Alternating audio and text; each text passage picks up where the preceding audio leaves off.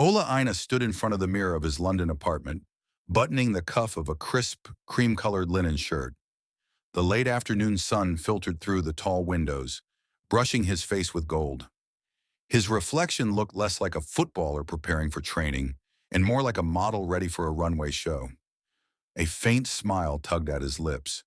Clean, he muttered to himself. But that word, clean, meant more to Ola than just an outfit. It meant confidence, identity, art. To him, fashion wasn't vanity, it was storytelling. The same way football told stories through goals, passes, and tackles, clothes told stories through texture, color, and attitude. He slung a brown leather satchel over his shoulder, the kind his mum used to tease him about.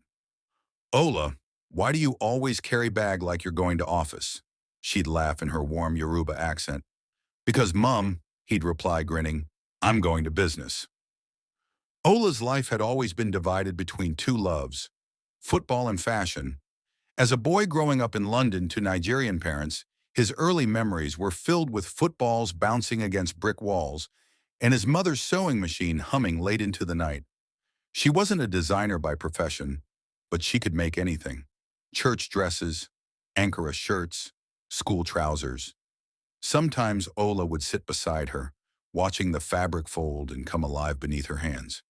You see, Ola, she'd say, guiding a line of stitches, clothes can make people feel powerful. But what really matters is how you wear it. The confidence, the way you carry yourself, that lesson stuck with him. Even years later, when he was playing for Chelsea's youth team, and later when he made it to Torino, and then Nottingham Forest. Football gave him discipline and drive. Fashion gave him soul. When the others were resting or playing video games after training, Ola would often sketch clothing ideas. Jackets inspired by Nigerian prints, streetwear with clean Italian lines, footwear with bold asymmetrical stitching. Sometimes he DM'd designers he admired, people like Virgil Abloh, before his passing, Daily Paper, or Nigerian brands like Orange Culture. Occasionally he'd get a response, sometimes even an invitation to collaborate. But for Ola, it wasn't about fame or luxury labels. It was about representation. He wanted to show that Nigerian athletes could express culture in new ways, not just through football, but through fashion, creativity, and style. One day during an international break, Ola returned to Lagos. It was hot, loud, alive, the kind of chaos that fuels dreams. He visited his grandmother in Surulere, then took a drive to Lekki to meet with a young designer named Toby, who ran a small but growing brand called Eda, meaning creation in Yoruba. Toby was barely 24, with dreadlocks tied back and measuring tape slung around his neck.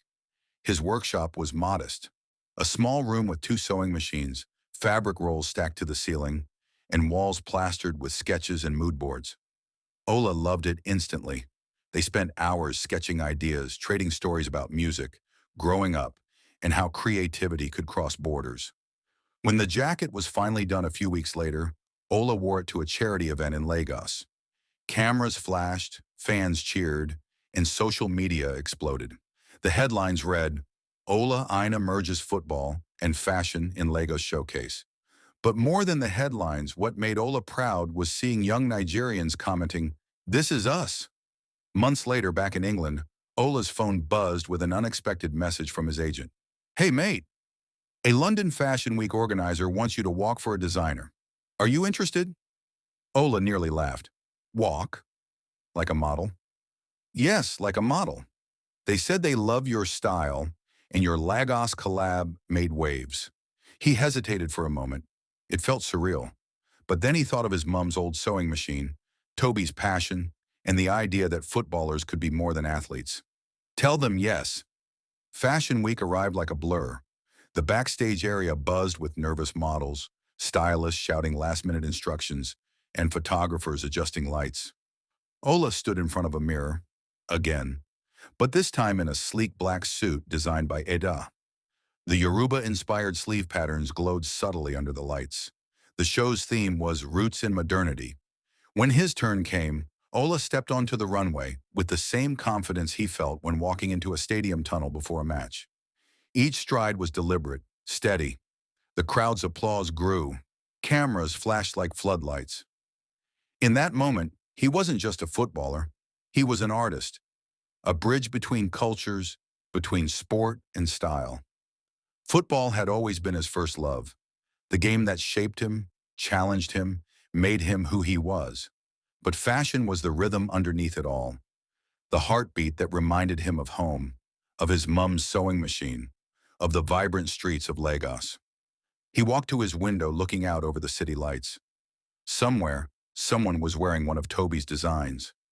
Somewhere, a young kid in Nigeria was sketching their first outfit, dreaming big. And Ola smiled, because he knew, whether on the pitch or on the runway, he was still playing his part in a much bigger story.